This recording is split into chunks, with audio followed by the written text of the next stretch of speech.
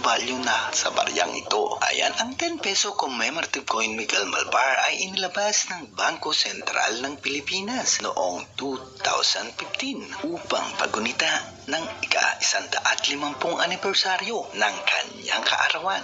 May talik ito na kung saan ay may komposisyon na nickel brass sa gitna nito at copper nickel naman sa pinakaring o gawing labas ng barya.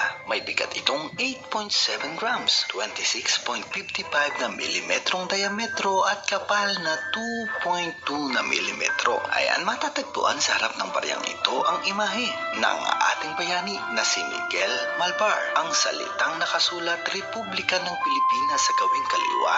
Sa bandang gitna ng barya, ang kanyang pangalan, Miguel Malvar. Sa gawing ibaba ng kanyang imahe, katabi ng sign o firma nito at ang denominasyon ng baryang ito sa gawing gitna na kung saan ay 10 piso. Ayan.